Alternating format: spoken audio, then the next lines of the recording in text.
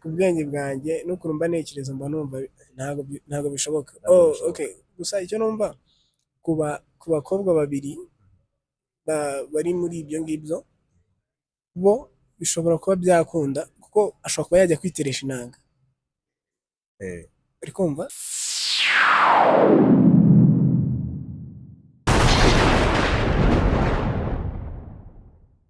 Umuryango mugari wa Bobex Pro, amahoro y'Imana bane namwe, murakaza neza kuri Bobex Pro. Iyi ni channel yacu. Uyu munsi rero nagize amahirwe yo kuganiriza umuvandimwe, ngo tuganire ibintu byinshi bigiye bitandukanye. Umuvandimwe ni umutumirwa w'uyu munsi.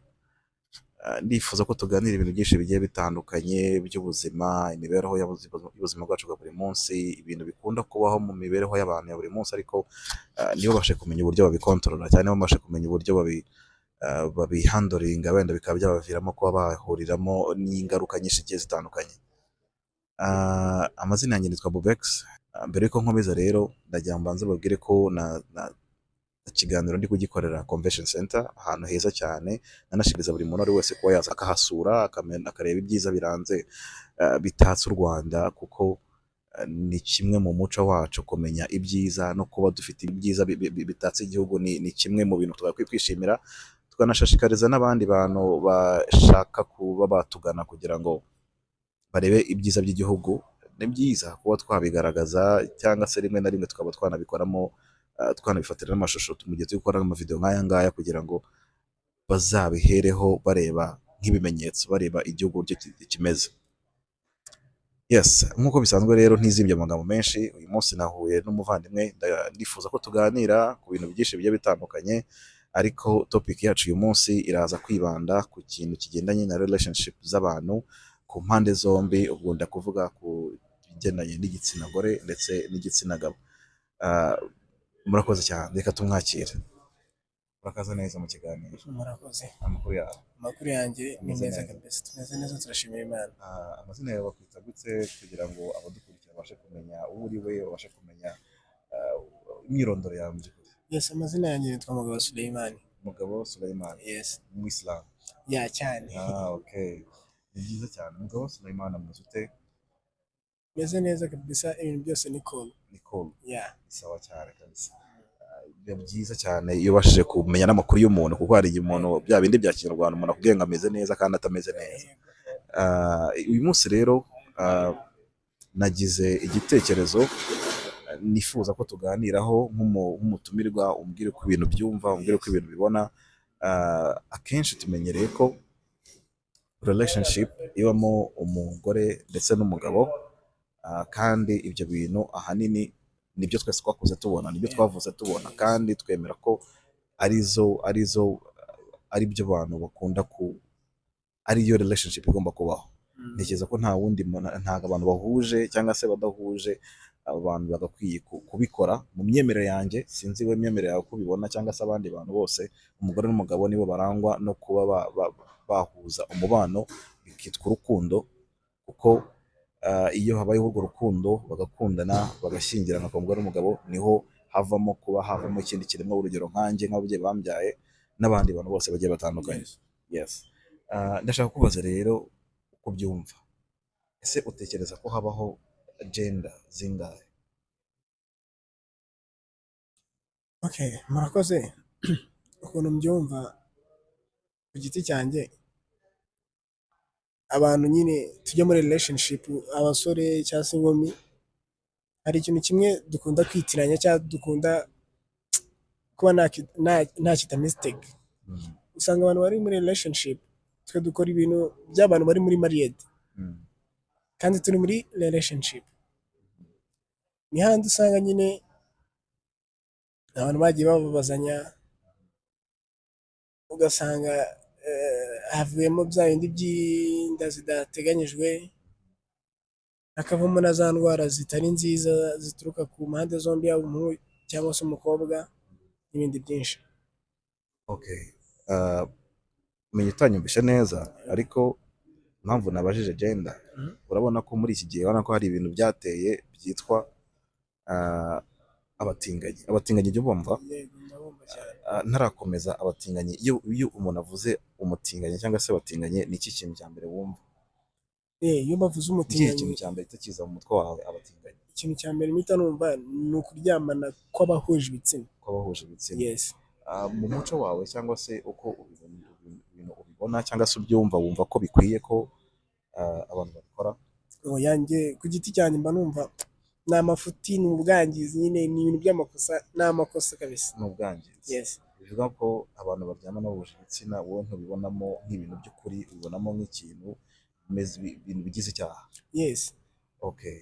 Rero purpose yanjye mu kukubaza iki kintu, nk'uko topic yacu bivuga, tugomba kuvuga ku kijyanye na relationship iranga umugore n'umugabo.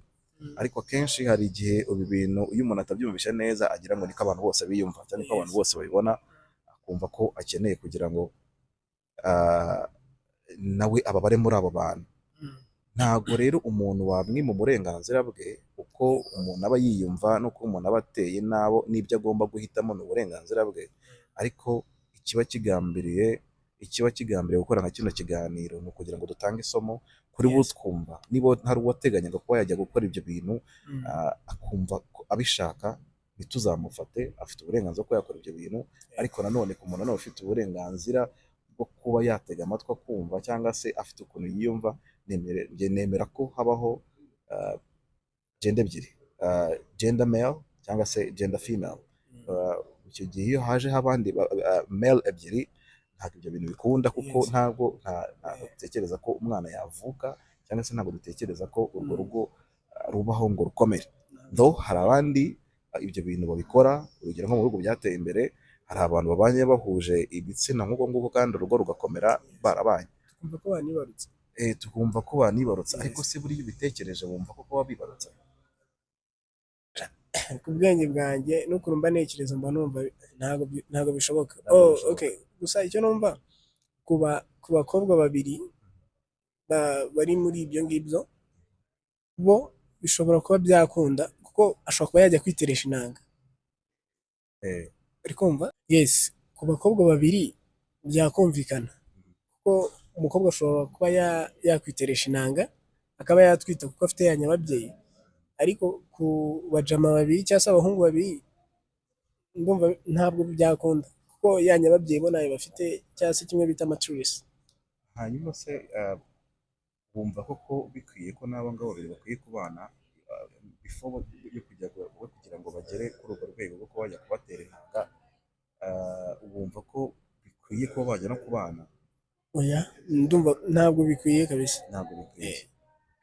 Birumvikana, urumva ko abantu bari bose babikora, bafite uburenganzira bwabo, nta kibazo, bagomba gukora ibyo bashaka, kuba babyemeranyijeho.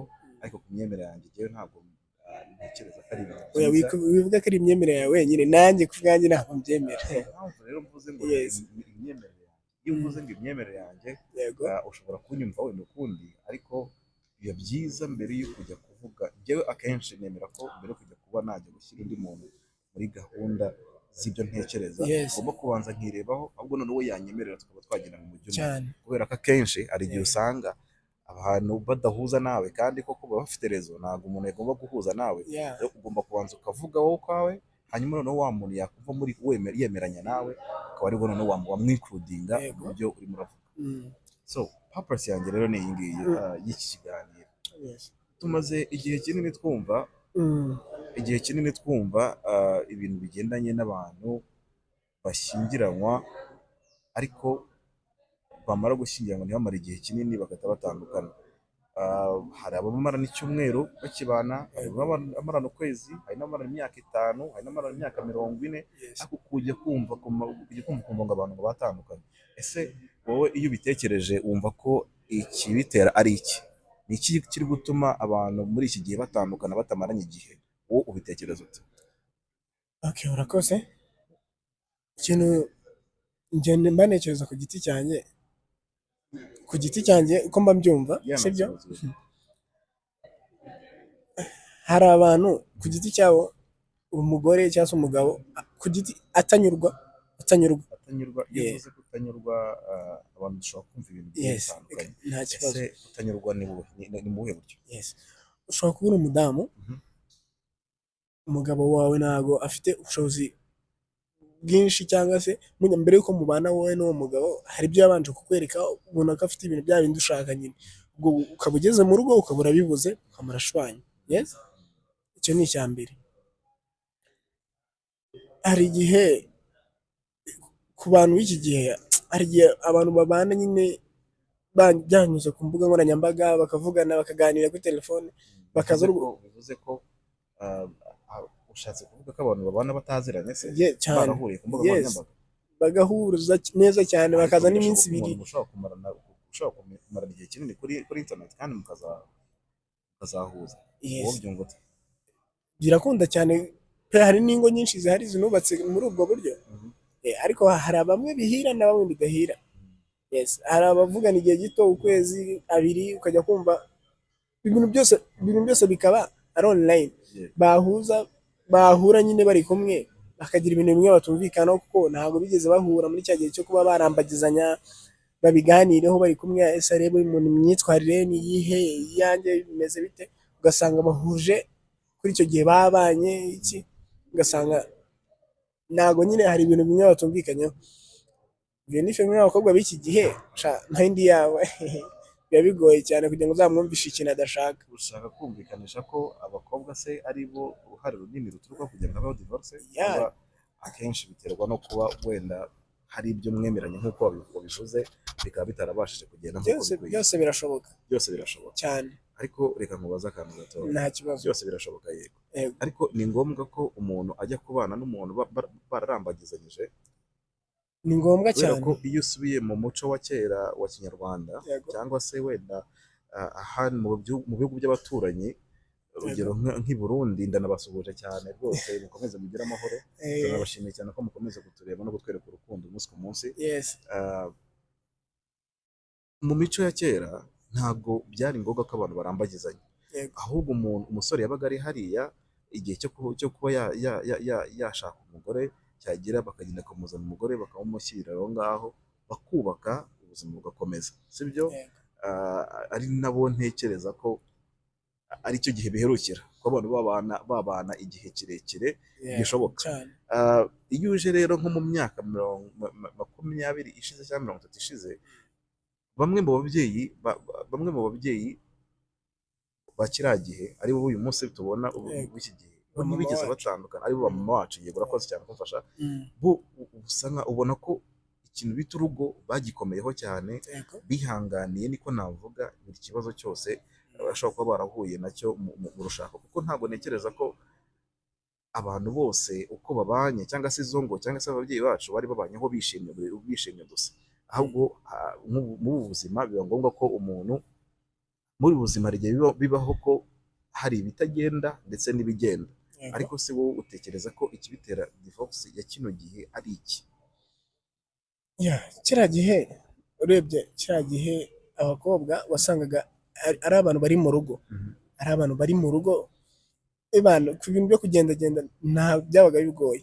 Urumva we, umuntu wese bamuzaniraga kuba yashaka, yumvaga ko binejeje nta kibazo. Ariko abakobwa b'iki gihe nawe nk'uko ubizi, buri ahantu hose aba hari, uramubwiye turumva wakundana n'umuhungu umeze ute cyangwa wabana n'umugabo umeze gute, akaba yamukubwira. Ariko kera ntabwo wabaga yabikubwira, kuko nta bahungu yahuraniraga nabo uretse basaza be, numva ibyo bamuzanaga byose yatoraga ibyo. Ariko kuri ubu ntabwo bishoboka. Uyu munsi bihitiramo, cyangwa kuri uyu munsi bihitiramo. Hari ikintu kijya kibaho, cyangwa se cyajyaga kibaho gusa mbere nibwo cyabagaho cyane, uyu munsi ntabwo kikibaho cyane, ntabwo mperutse kubyumva. Aho ababyeyi akenshi bashishikariza abana babo, cyangwa se babategeka kuba bajya gushyingiranwa n'abandi bantu bose, n'umugabo runaka bataziranye, ngo ni ukubera ko uwo mugabo wenda afite amafaranga, cyangwa se afite ahantu atuye, cyangwa se umugabo afite umuryango wenda ufite w'umuyobozi, amazina yabo azwi, kubera ko afite amafaranga, bakamushishikariza cyangwa se bakamutegeka ko agomba kujya kubana n'uwo muntu. Ese mu mboni zawe ubona ibyo bintu bikwiye? Ubona ibyo bintu koko byagakwiye gutuma abantu bashyingiranwa kubera ko byagenze uko nguko? Ese ubitekereza ute? Yes, umbajije ikibazo cyiza cyane. Abantu benshi ibyo bintu nibyo bakunda kwitiranya. Abantu benshi, abantu bo bakurikiye imitungo y'umuntu, ubwo wa mukobwa wamwohereje kugira ngo ya mitungo nyine ayiboneho, ntabwo ikimujyanye ari urukundo.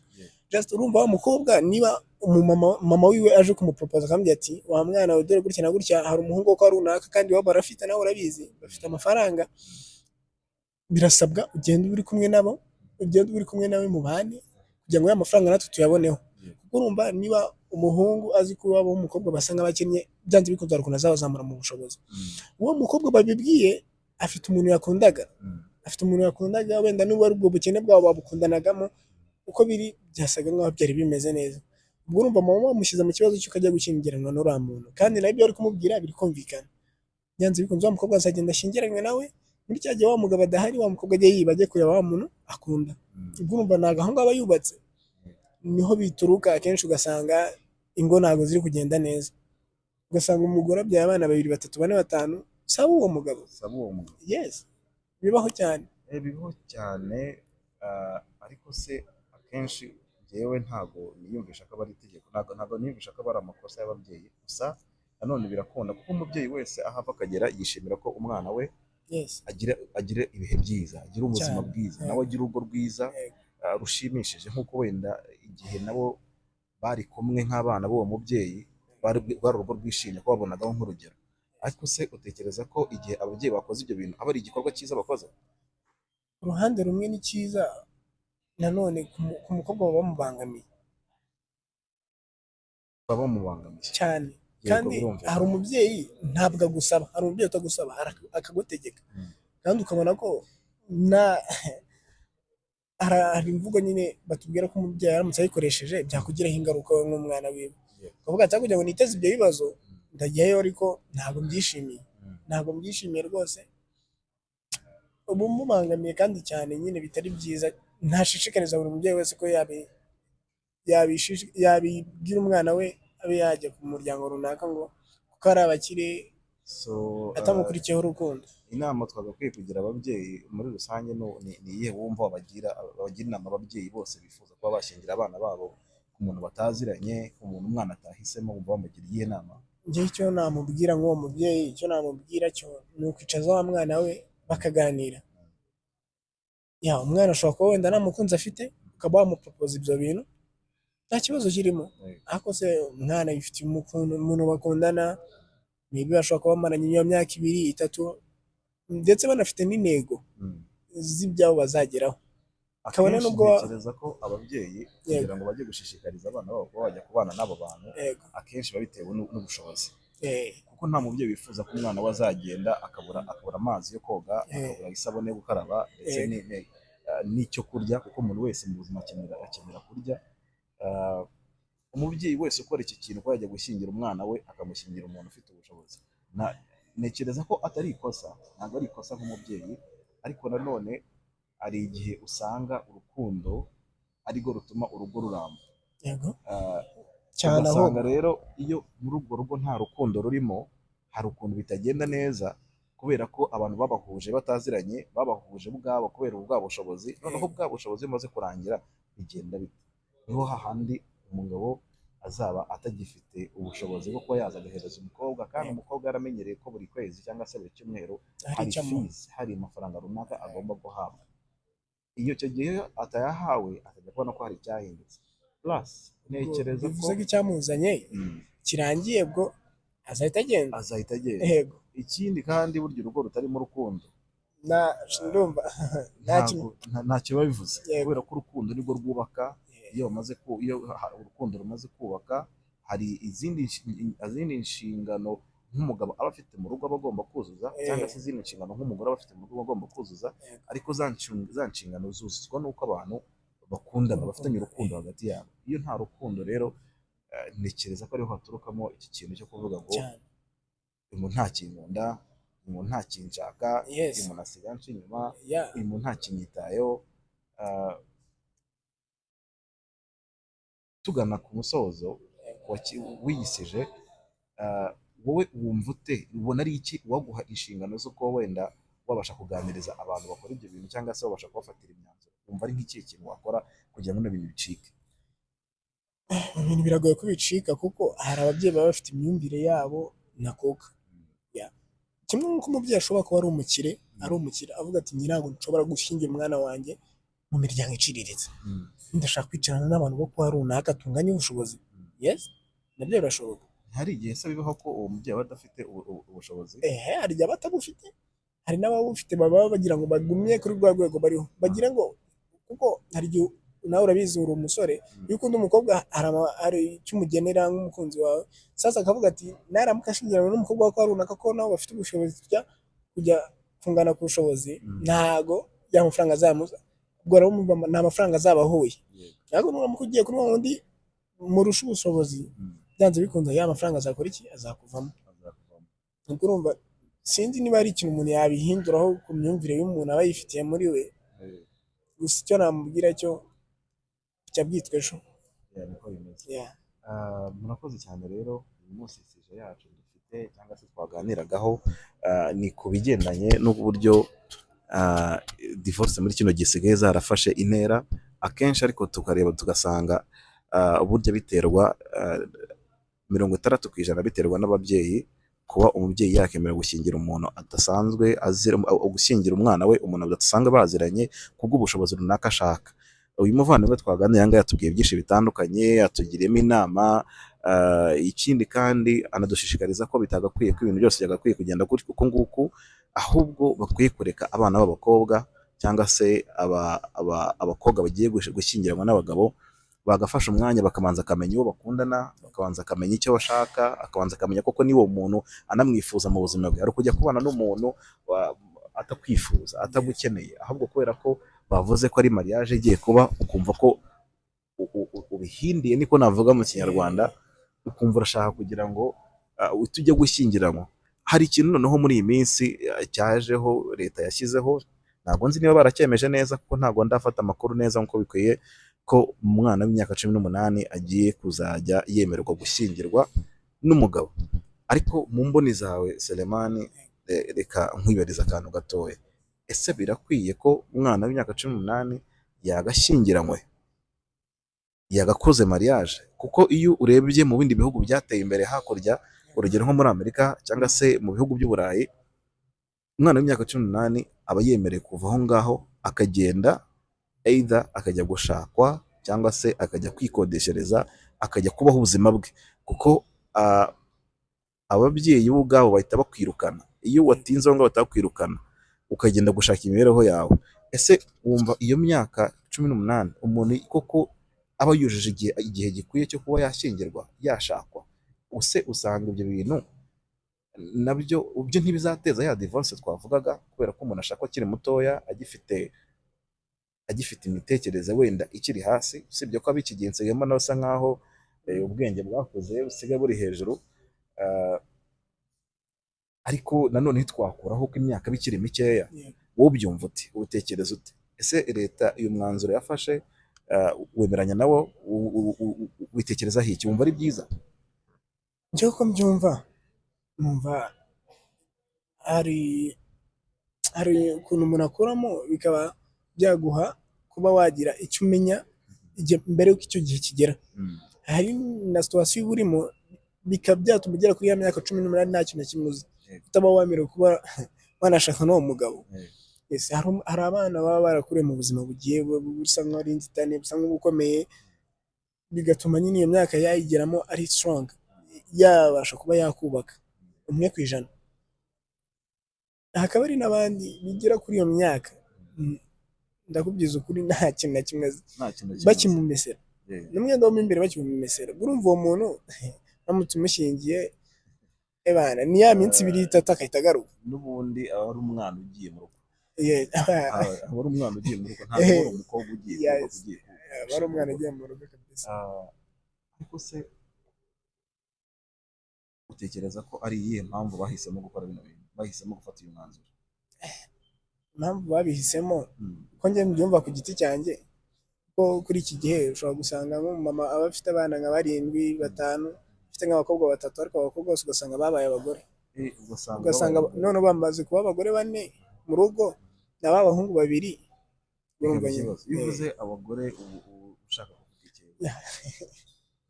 Kuri iki gihe ukuntu bisigaye bimeze, nkuko mbikubwiye ko hasigaye babana nawe ugasanga ni abagore bane, ubwo ni mama wabo n'abakobwa batatu. b'abakobwa Yes, nibo uba usanga nyine n'undi w'abakobwa ibyo mama wabo akora nabo babikora. nabo babikora, kimwe n'uko ushobora gusanga bo babikora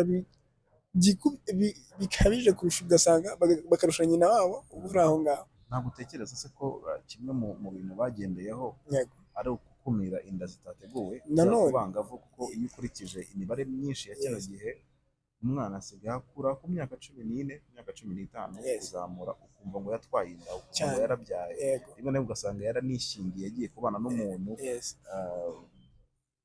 kubera ubushobozi cyangwa se kubera ko yahuye n'umuntu aramushuka, Yego. biba ngombwa ko bakora ibyo bintu Yego. cyangwa se bamufasha ku ngufu. Utegereza ko mu cyo leta yashingiyeho ijya gufata uwo mwanzuro wo kuvuga ngo ku myaka 18 umuntu ashyingirwe, ari uko bagira ngo bakumire icyo kintu, cyangwa ni urwego kugira ngo bagendere ku mahame y'ibindi bihugu nabo, kuko ibyo bindi bihugu barabikora, ntabwo bitegereza ko Yes. kimwe n'uko ushobora gusanga bari kugira ngo bagendere ku mahame namwe y'ibyo bihugu, bakabasha kugendana hamwe byose. yeah. kimwe muri ibyo, cyangwa se ugasanga nk'uko bivuze gukumira izo nda zitateganyijwe, kuko ushobora gusanga umwana w'imyaka 18, 19 amaze gukuramo n'inda nk'eshanu. Yes. kandi mama afite abana 2 cyangwa 3, ubwo urumva yamaze biba byaramaze gufata indi ntera cyane. ubwo urumva niyo mpamvu ushobora gusanga barabihisemo bakavuga ati ibyo byose kugira ngo bibeho, kuko n'ubundi kuri iyo myaka 18 umuntu aba atangiye bwabo wemeranya nabyo kuba barafashe umwanzuro. ndumva nta kibazo kabisa, nemeranya nabyo 100%. Yes. Well, byiza, natwe twese tuba tubakoresha interview niko tubyumva, uko ibintu bije niko tuba tugomba kubyakira, kandi buriya ibintu ntibizaze ngo bikubabaze cyangwa se ngo bigutungure. Buri kintu cyose kizana n'ibyiza, ariko none kikazana n'ibibi. Njye ntekereza ko impamvu y'ibi byose ari ukugira ngo bakumire inda z'abangavu, inda zitateguwe, ndetse no kuba bakuraho icyo kintu cyo kuba ko muri iki gihe ntekereza ko impamvu ituma abana baterwa inda mu buryo butateguwe akenshi biterwa no kuba bashyushye cyane. kandi iyo umuntu ashyushye kugira ngo uzamugarure umukumire ngo ibintu wibijyamo ukamusunika biragora cyane. So uyu mwanzuro rero bafashe, cyangwa se aya mahame bashyizeho y'uko umwana w'imyaka 18 agomba gushyingirwa, numva ntacyo bitwaye kuko hari icyo bizarinda gusa, ariko nanone nkabona ko umuntu aba akiri umwana. Ariko nta tegeko bashyizeho, ntaryo bashyizeho, basabwe ko ni nka rule bashyizeho ko muri myaka 18 yemerewe kuba yashyingirwa, kuba yajya gusabwa akanakwa, ababyeyi ntibabigireho ikibazo, cyangwa se leta ntibigireho ikibazo. ariko nta tegeko ko, ariko ntabwo ari itegeko buri wese agomba gushyingirwa mu myaka 18. Buri wese ashyingirwa kubera ko Imana yamuhaye igeno ryawe ryaje, yamuhaye umugabo, cyangwa se byose ashyingirwa umugore kubera ko Imana yamuhaye uwo mugore. Ntibisaba imyaka, ntibisaba igihe kingana iki. Akaba ari nabo njya mbona rero akenshi na ba Seburikoko tubona ba King James n'abandi bantu benshi bagiye batandukanye babahatira gushakwa. Ubundi wowe wumva ari itegeko ko umuntu agomba gushaka ku myaka runaka, ngo hari imyaka ihari runaka ko umuntu agomba gushakwa? ngewe ko mbyumva, uretse ko nyine twamaze kuba imbata y'ubusambanyi, niko nabivuga. Ntabwo hanyuze okay, ko twese twishyiremo nta kibazo, twamaze kuba imbata y'ubusambanyi, niko nabyita. Kuko ntabwo wanyumvisha ukuntu umuntu w'umugabo ntabwo wageza imyaka 35 ku muntu muzima ukora, ntabwo bishoboka. Byanze bikunze hari icyo uba ukeneye, kuko n'Imana tuzi ko yaremye Adamu, ibona ko atakwiye kuba wenyine. Imuremera Eva. Yes, imuremera Eva. Urumva imuremeye kubera igikorwa cy'abashakanye. Yes, iyo batari ibyo wenda se uko biri ni purpose kugira ngo twese tuvemo. Yes, ubwo urumva iyo batari ibyo Imana yari kurema abajama benshi. Ariko yamuremeye Eva kugira ngo, urumva ni ikinyuranyo kiwe byuzuzanye. Nk'uko twese tubyumva cyangwa se tubibona, nuko nk'uko tumeze, nuko tugomba kubyakira, nuko tubibona. Rero amahame leta yashyizeho cyangwa se uyu mwanzuro leta yafashe ntacyo utwaye, uzagira bamwe uzabagiraho ingaruka nziza wo kuba babasha kuba bahura ku kwirinda ibyo bibazo ibyo ari byo byose biturukamo mu mibonano mpuzabitsina bakora mbere yo gushakwa, cyangwa se bibagireho n'ingaruka nziza kuko icyo gihe azaba yubatse akiri mutoya. Burya bavuga ko ngo kubaka ukiri muto nanone ari byo byiza, ntekereza ko ari cyo bashingiraho babwira aba batipe ko mudashaka impamvu ni iyihe, ko babona ko baba bakuze. Ni byiza kuko n'ikindi umuntu utarashaka amafaranga asohoka aba ari menshi cyane. ari umudetinga duhure akamuhereza amafaranga dukora iki, ariko iyo ufite umugore ibyo byose biragabanyuka. Uba uzi kuri kwita kuri wa muntu umwe nyine. Yego. Uko bimeze. Tugana ku musaza rero, Selemani, ahantu twakora ikiganiro habona gute? Ahantu ni heza cyane, sinzi ukuntu nahavuga gusa baza kudufasha, baza kuhabereka kuko hari benshi bataragira. Ni heza mana we. Rero twasohokeye ni Radisson, niho twaje gukorera ikiganiro hafi ya Convention Center. Abahazi bihana imbibi, banashishikariza buri muntu wese kuba yahasura akareba uko ibyiza byaho ni byiza cyane. Selemani, urakoze cyane kuduhereza umwanya tukabasha kugirana ibiganiro nawe. Namwe murakoze cyane. Ibiganiro nk'ibi biba bikenewe mu buzima bw'abantu bwa buri munsi. Urugero nk'umusore wifuza kuzashaka, cyangwa se umusore ubona ko icyo bita nk'inkundo cyangwa se relationship zamunaniye, icyo gihe iyo ateze amatwi ibiganiro nk'ibi ngibi hari icyo bimufasha, icyo bimwunguraho nk'igitekerezo, kugira ngo ejo n'ejo bundi najya guhura n'ibibazo cyangwa se najya guhura n'imbogamizi mu byo azahura nabyo, byibura azategeka ibyo yarebye cyangwa se inama yumvishe, kugira ngo zimugirire akamaro muri icyo gihe, bitume atabyijandikamo. Ibiganiro nk'ibi biba bikenewe. Turabashishikariza ko hari pati 2, pati 3 tuzagenda dukomeza tuganira namwe ku bintu bijyanye rwose, turabashishikariza. Ariko hagati aho n'ubu tutarasoza ikiganiro, turabasaba ko mwadufasha cyangwa se mwaduhereza ubufasha bwanyu kuba mwakirira kino kiganiro kikagira ku bantu benshi bagiye batandukanye, kirebe abakuramo amasomo, byadushimisha cyane, nawe amasomo atari buze kuvamo, kugira ngo noneho ubutaha ibyo tuzagenda dukora wenda bizaba. Bobex, nifite igitekerezo ko ni ikiganiro cy'urubyiruko, sibyo? Waba wifuza kuba yatujoyininga, wifuza ko twamukoresha ikiganiro, yazatwandikira muri comment. Comment below kugira ngo tumenye uko ibintu mubyumva. Wifuza kuganiriza nkatwe ko Selemani yaje kutuganiriza, wifuza kugira igitekerezo runaka cyangwa se inyunganizi uduhereza, byandike muri comment. Ushobora gushyiraho nimero ya telefone, ushobora kuduhamagara ukatubwira uko ibintu byumva utarinze kwandika muri comment, byadufasha cyane. Mukore subscribe kugira ngo munayisangize n'abandi, hanyuma mushyireho n'akazogera cyangwa se notification, kugira ngo buri ikiganiro twa twakoze namwe mujye mukireba, kibagereho mu ba mbere. Murakoze rero, ikiganiro nakagaruka. Amazina yanjye yitwa Bobex, ni nanjye nyiri chano. Uyu nawe umutumirwa wacu bamwita Selemani. Uyu munsi twatangiranye nawe, ni mu bikunda ubutaha tuzajya tuzana n'abandi. Selemani tuba turi kumwe umunsi ku munsi, dukorana ibiganiro byinshi bigiye bitandukanye. Murakoze cyane rero, mugire bahoro, Imana ibane namwe. Ciao.